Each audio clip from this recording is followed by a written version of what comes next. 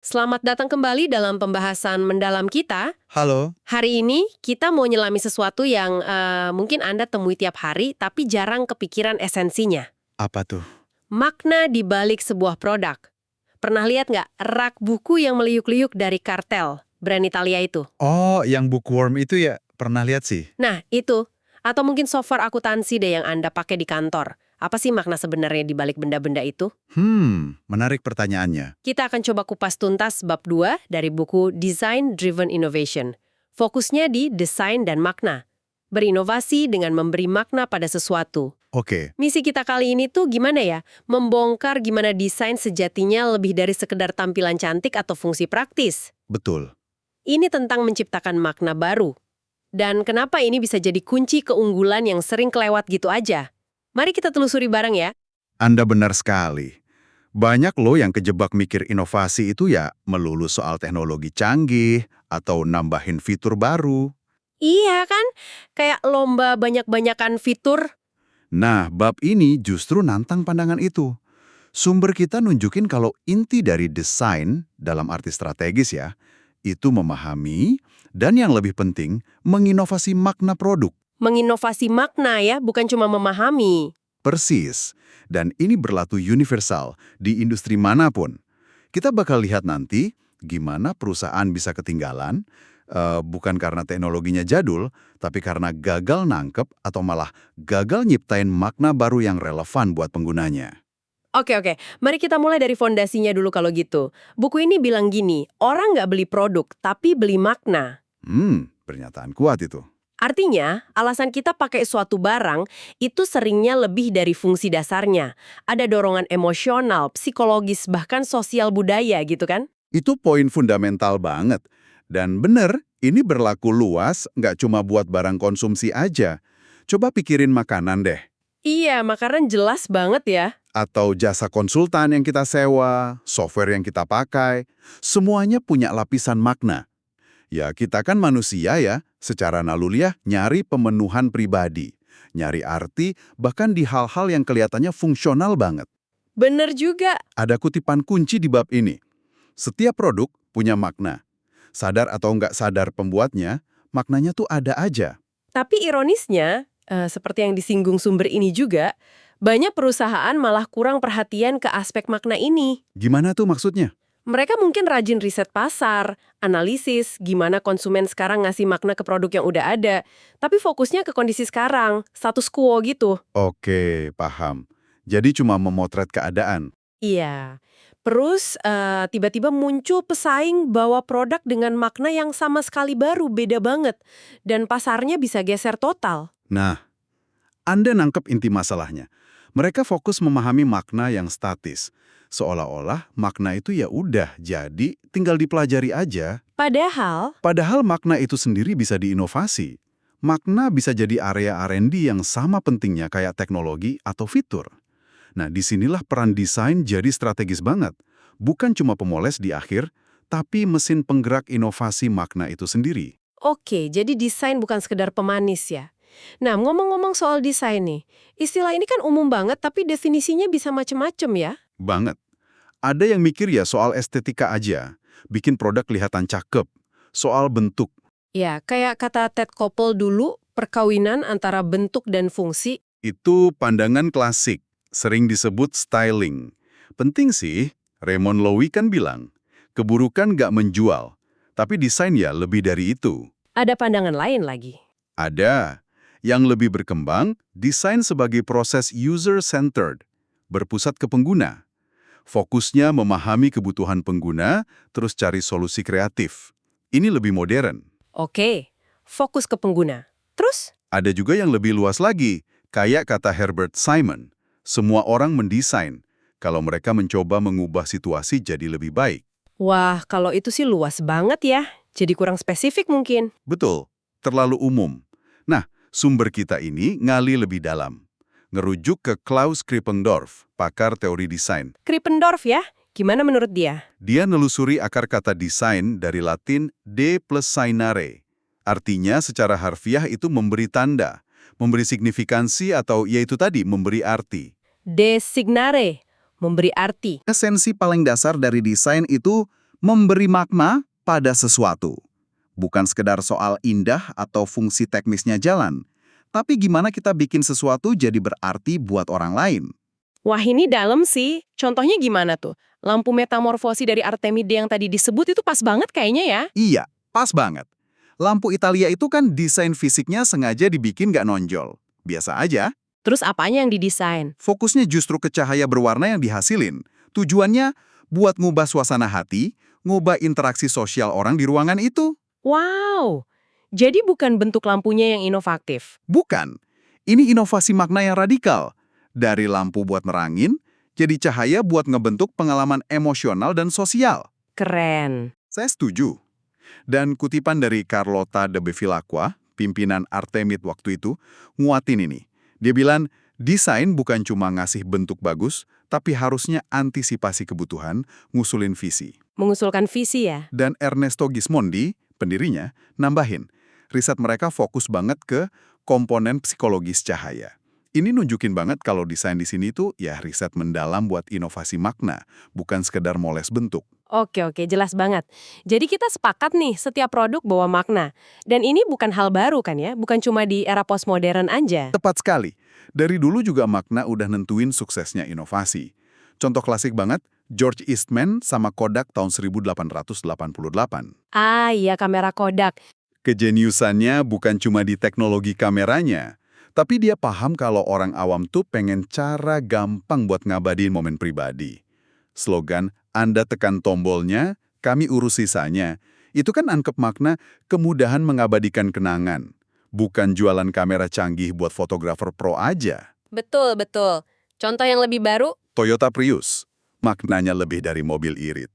Dia jadi simbol peduli lingkungan, tapi tetap keren. Nah, iya. Ada aspek simbolisnya ya. Kalau dipikir-pikir, slogan modernis, form follows function, itu sendiri juga inovasi makna dong ya? Maksudnya gimana? Ya, slogan itu kan secara aktif ngedepanin fungsionalitas sebagai makna utama desain waktu itu. Jadi perdebatannya bukan fungsi lawan bentuk, tapi lebih ke fungsi lawan makna. Wah, observasi yang menarik itu. Benar juga ya. Dan universalitas makna ini berlaku di semua sektor, nggak cuma barang mewah atau fashion. Contohnya di industri lain gimana? Banyak. Sumber kita nyebutin beberapa. Makanan. Ini jelas banget lah ya. Syarat makna kultural, ritual, sosial. Beda-beda tiap tempat. Barang tahan lama. Ingat Nokia zaman dulu. Mereka berhasil ngubah makna ponsel dari alat bisnis kaku jadi aksesori personal buat koneksi sosial. Connecting people, ingat kan? Fungsinya nambah, tapi pergeseran maknanya itu yang luar biasa.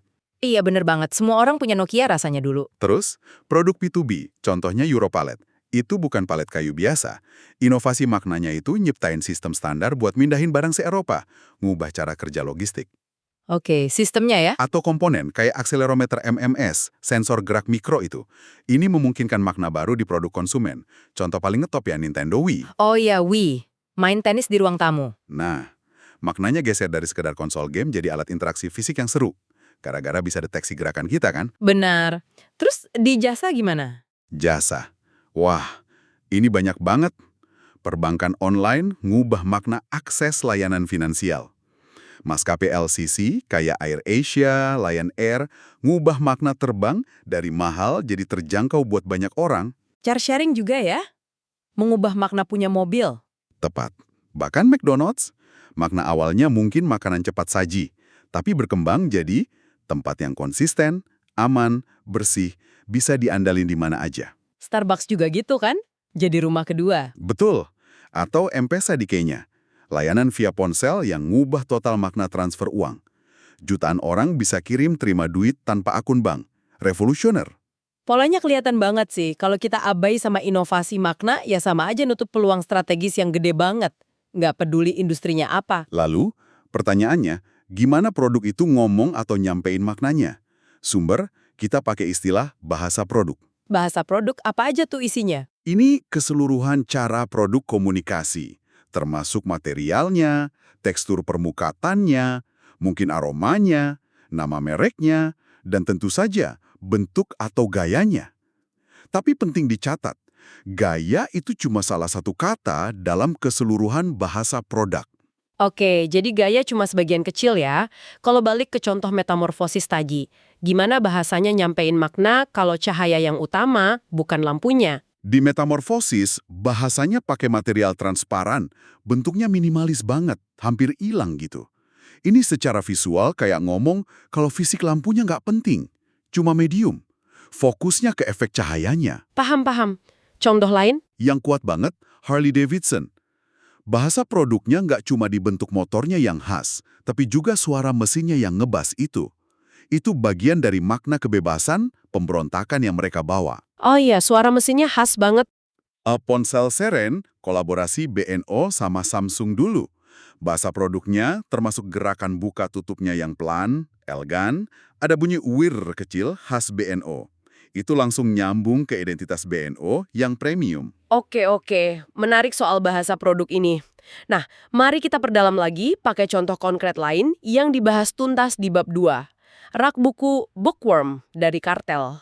Bookworm lagi. Ini contoh bagus banget. Biasanya kan rak buku ya, buat nyimpen buku, bentuknya kotak-kotak, statis gitu ya. Iya, pasar rak buku cenderung gitu-gitu aja. Fungsional tapi ya udah.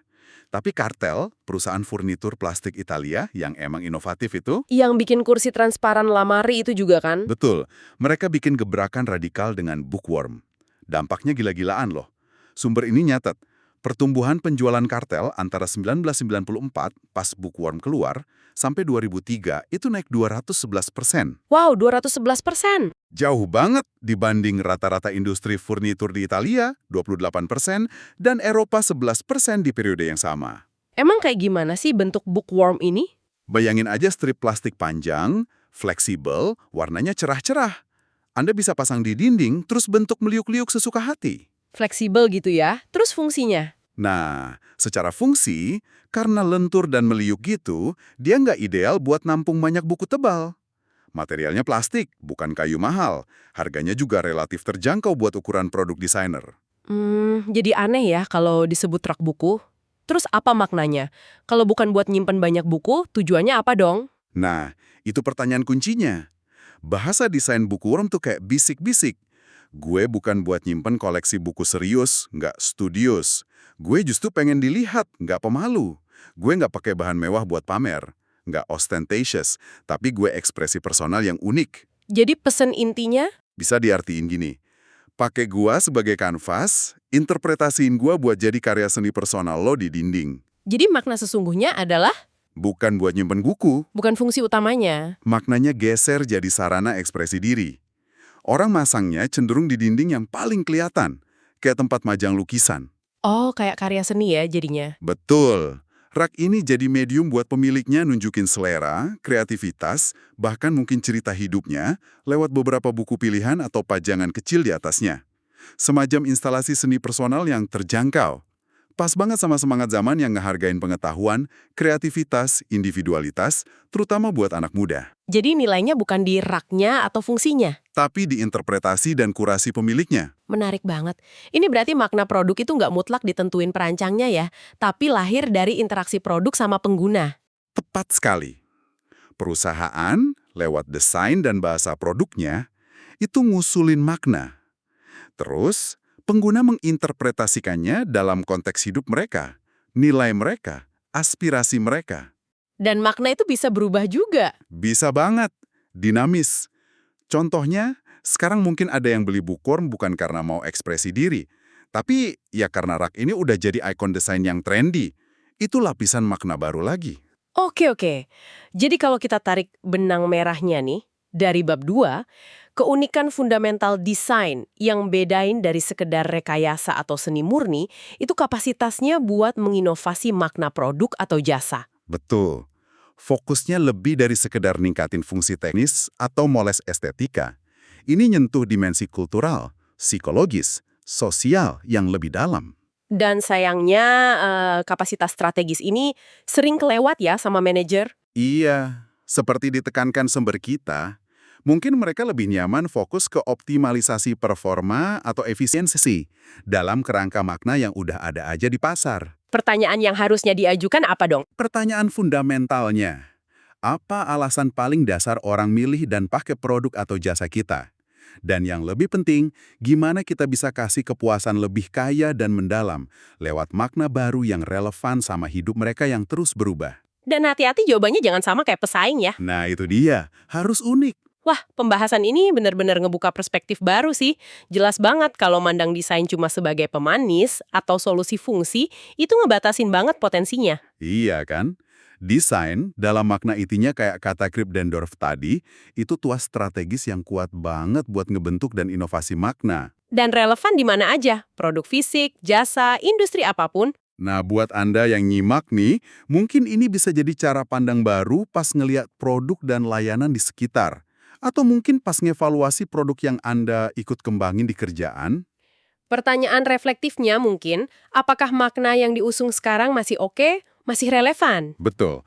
Di mana ada ruang buat aha moment, pencerahan makna baru yang bisa ngubah dinamika pasar atau memperdalam hubungan sama pengguna. Oke, sebagai pemikiran penutup nih buat Anda renungkan, kalau produk atau layanan Anda bisa bicara lebih dari fungsi dasarnya, makna apa sih yang seharusnya ia komunikasikan ke dunia yang terus berubah ini, biar tetap bermakna, relevan, dan mungkin dicintai? Pertanyaan reflektif yang bagus banget buat dibawa pulang.